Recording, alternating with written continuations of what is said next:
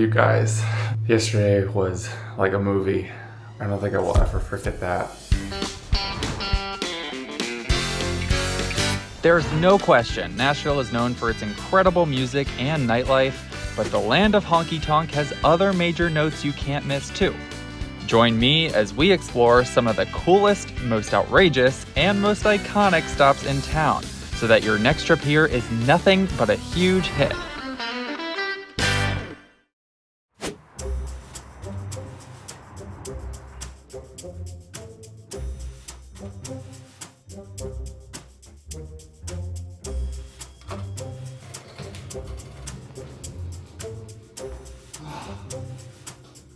We made it.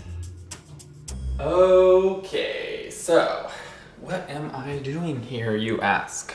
Well, I'm so glad you asked, because I am here filming an amazing itinerary for you guys, showcasing the wonderful city of Nashville. What defines an amazing itinerary? Well, here are the rules. 1, I've got to do something quirky. 2, I've got to do something fun, adventurous, and something I've never done before. 3, I've got to do something out in nature. And 4, I've got to do something that is iconic and unmistakably Nashville. So, I've got the skinny on a place that is the perfect place to start, or so I hear. And of course, it has to do with music, because we're in the music city after all. So, let me change and let's go. Okay, so one more thing on that fourth point I mentioned. Just give me 1 second. Let me lock the car here because I'm at my first stop. Okay, so that fourth point about iconic experiences in Nashville. They can be stereotypical. And when I say that, I mean bachelorette parties. Yes, the pink wig. I cannot blame the bachelorette parties that come and flock to the city of Nashville, because this is a place for drinking, for dancing, for all-around fun. But I'm here to show you guys that fun can take on so many different forms. So, without further ado, I want to show you guys where I am for my first stop, because it may be a little stereotypical, but it is still very fun. Skinny Dennis. Now let's see what this is all about. Let's go.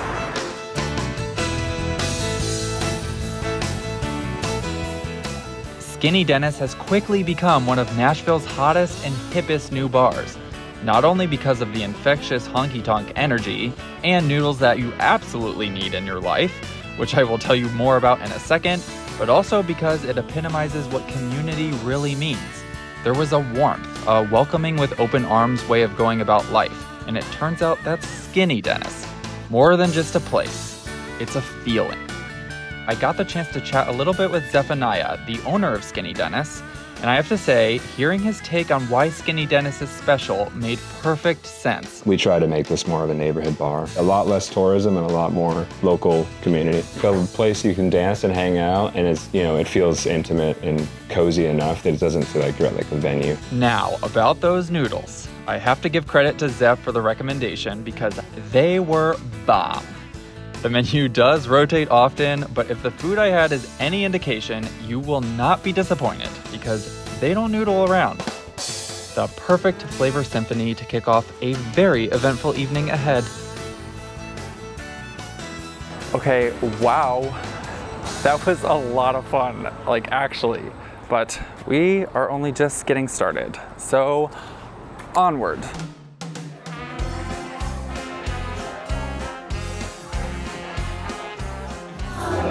We're hoping for the number 7, because it's lucky.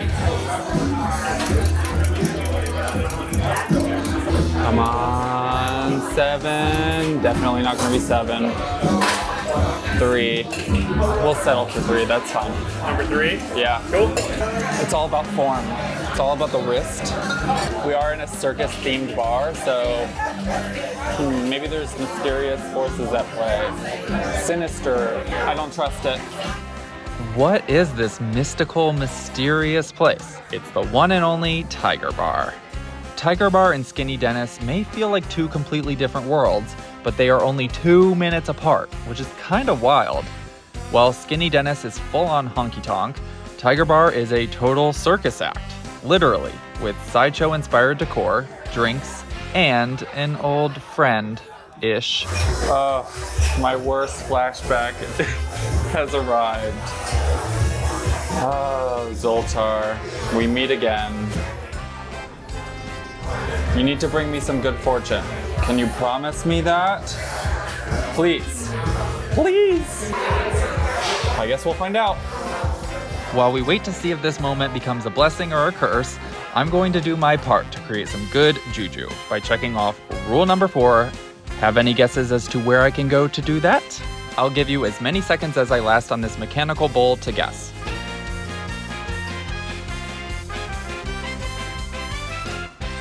All right, time's up.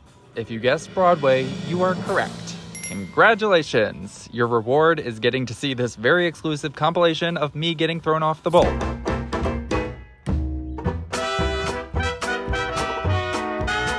Not bad for a first timer. Rule number 2, check. Okay, anyway, let's get back to the action. Where were we?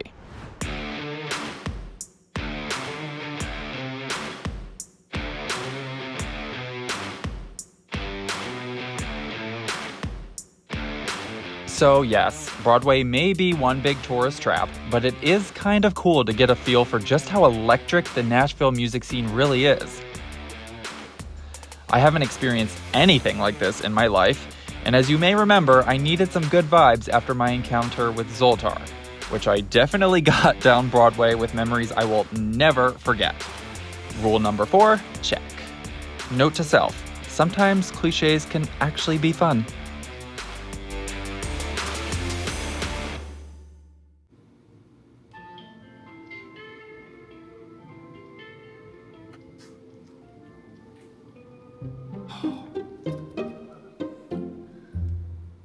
You guys, yesterday was like a movie. I don't think I will ever forget that. But we are on to day 2, and day 2 is going to be a wild ride of its own. So buckle up, because we are in for one heck of an adventure. First, I need to get my life together.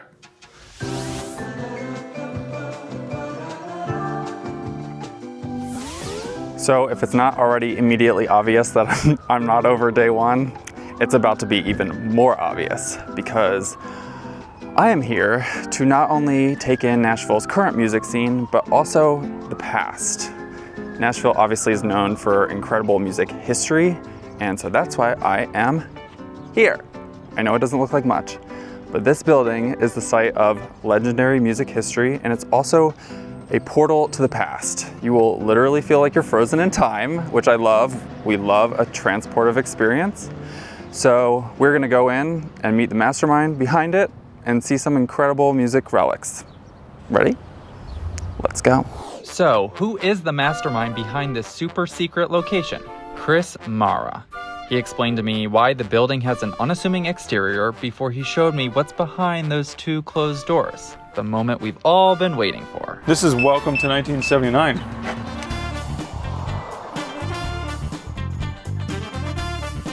When I looked at this space, I didn't have a name for the studio yet, and all this wood was here. I wanted a name that kind of had a throwback vibe to it. Welcome to 1979 just kind of popped in my mind, and it kind of stuck. I had 7,000 square feet of space to fill with 70s furniture. Artists who record here think it's awesome. They're instantly comfortable. So this building was built in 1953 as a record pressing plant, and they went into 8-track cassettes and CDs. I took some time and made an actual timeline upstairs with different panels that explain each year. That's on our website. As Chris mentioned, the website outlines the building's backstory beautifully. But the most striking thing to me is the fact that this place has lived so many lives. From record pressing, to electroplating, to 8-track duplication, to cassette manufacturing, to CD duplication, to, of course, music recording now in its current era. Chris showed me a few samples of what can come from the studio. Safe to say, it's pretty powerful.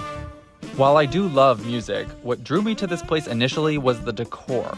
It is in many ways a playground, with props like a pinball machine, foosball table, a disco ball, a phone booth, and yes, even a slide. My favorite. After I finished roaming all the rooms, it was blatantly obvious. Welcome to 1979 is the same as saying, welcome inside Chris Mara's mind. I mean, it totally makes sense. The guy has successfully created a safe haven for musicians, tucked away from the chaos of the world within a building that's hiding in plain sight. But if you get the chance to peek behind the facade, a total immersion in music awaits. And what's coolest to me is that this is a place where old school Nashville roots still grow alongside a new kind of sound, one that's clearly striking the right chord. Okay, so despite what you may think, yes, I am still in Nashville. And if you thought day one was a circus act, I've got news for you. Day two is about to be a literal circus act. Let's do this. What you're looking at is the Nashville School for Aerial Arts, which is housed in a huge circus-like tent, setting the stage for my first ever attempt at flying trapeze. Knees up, over, arm release, and dangle. The school has a 90-minute intro course made for people of all ages and experience levels, where you'll start with the basics, like how to hold the bar, before getting into slightly more advanced moves.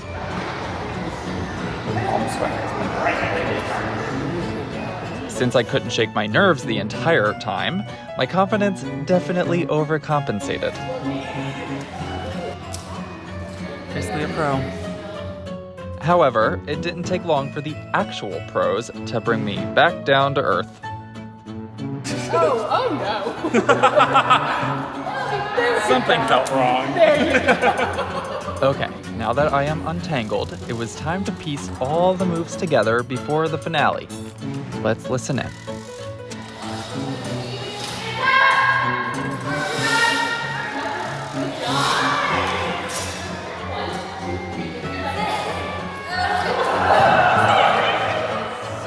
Don't learn from me. I was like, what, sit?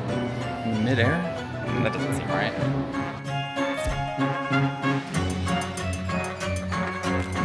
All right, now that I got the brain glitch out of the way, I was ready for the grand finale. So, of course, I had to hit the high note with the one and only pink wig.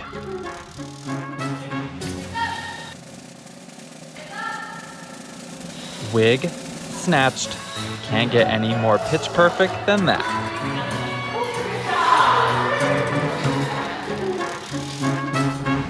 Okay, so as you guys know, one of the challenges of this amazing itinerary was to check off some firsts. So 1, we've ridden a mechanical bull. Love that. 2, flying trapeze. Also loved. I think we've got to finish a trifecta though. Number 3, let's go.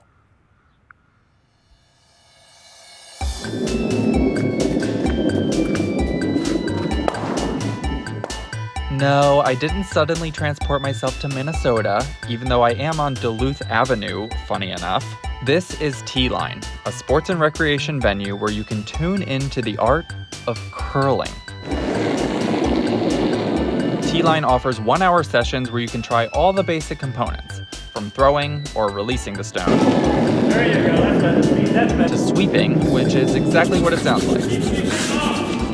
I was born for sweeping. Thanks to my mother.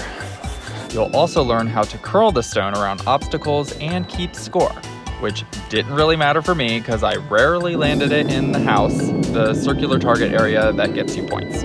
But hey, sometimes it's just about getting swept up in the moment, which I am all about.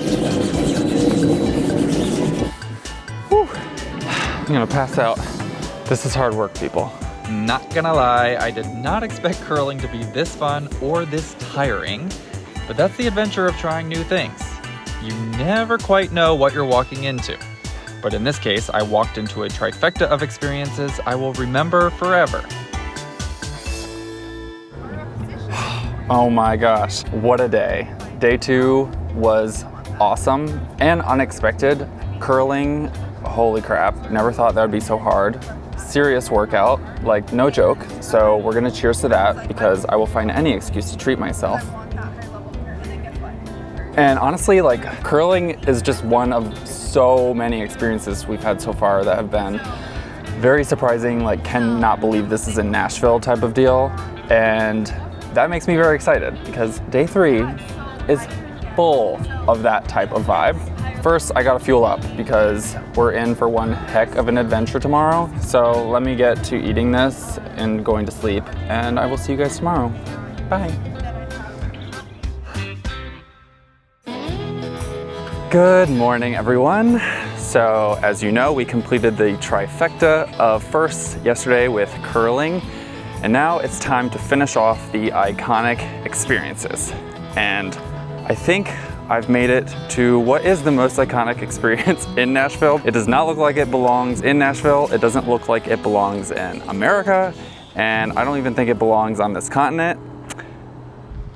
The Parthenon.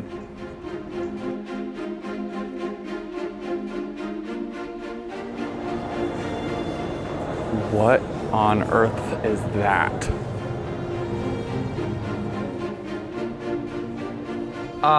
Yes, the Parthenon. A place that seems so not Nashville, but at the same time, it so is. See, when I was at Skinny Dennis, I met Chelsea, wife of the owner Zeph. It turns out Chelsea is a huge history buff, and she told me that the Parthenon is a byproduct of Nashville's 19th century nickname, the Athens of the South. That nickname came from the high concentration of colleges and universities located in and around the city. So, as part of the Tennessee Centennial Exposition, the city created a full-size replica of the ancient Parthenon from Athens. Iconic? I think yes. While the classical architecture clearly comes alive around every corner, the centerpiece is, without a doubt, the towering 42-foot-tall Athena Parthenos statue, a reconstruction of the long-lost original Athena. The details of her outfit are incredibly well done, but what blew my mind is the fact that her spear was created from a McDonald's flagpole. No wonder she doesn't look impressed. Literally same, girl. That's my expression every day of life. Another fun fact, the Parthenon doubles as the city's art museum, with exhibitions of all kinds on the lower level, but we both know what the real showstopper is, because, well, it's basically a portal to Greece. I mean, Reno? Welcome to Hail Dark Aesthetics. If you saw my Reno itinerary video, you know that it may be the taxidermy capital of the world. But Hail Dark Aesthetics is helping Nashville give the biggest little city a run for its money. The small boutique store is packed with oddities far beyond taxidermy, though. You'll find baby doll head candles, skull lamps, and funny stickers. But believe it or not, there's something more off-key than all that, in a good way. A secret doorway to another world. Now, you guys know I love an otherworldly moment, and I don't know what is possessing the camera right now with all of the glitchy matrix-looking crap that's happening, but I think it's fitting because I have found something extraterrestrial. Hello, friend. So, this is the Hale Mini Museum, and what you'll find here, well, let's just say you'll never be able to unsee some things. What in the world is that? Apparently, when quirky is a fundamental element of your itinerary criteria, it means a lifetime supply of taxidermy. But on the bright side, Hail Dark Aesthetics did introduce me to a pretty special soul. Okay, so I think I found Lawrence's sister.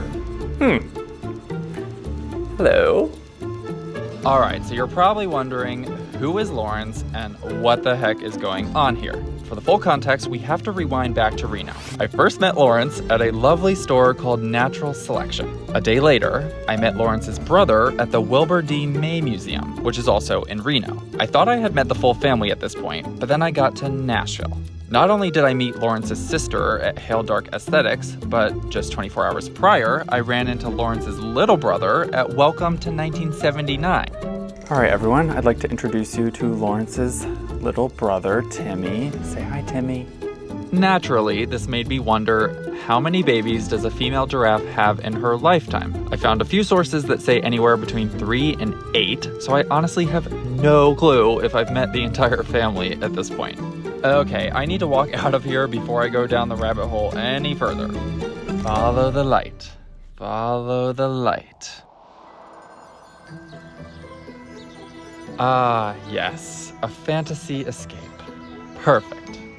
What you see here is a little dragon-inspired world created by Pedro Silva, a mosaic artist who made the 200-foot sculpture in celebration of Fannie Mae Dees.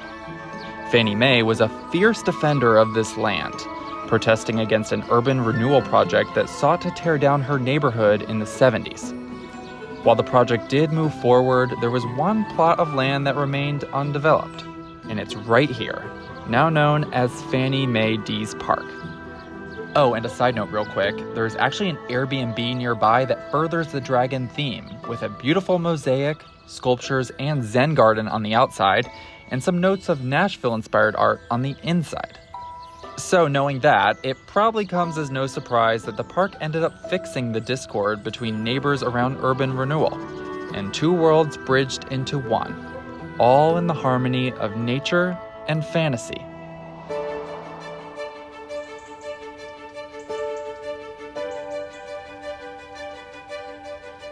All right, you guys, so I am at Cheekwood Estate, which is largely known for its gorgeous landscapes, as you can tell behind me with the castles, and lots of nature spots, as I will show you. There's gardens galore, but we are not just here for that. We are here to explore this beautiful mansion. Just wait till you see inside.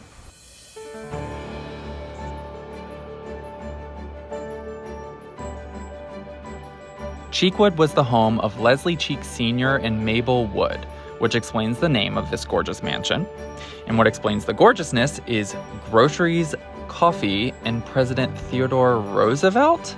Okay, yeah, I've got to spill the beans for you guys because this is a good one.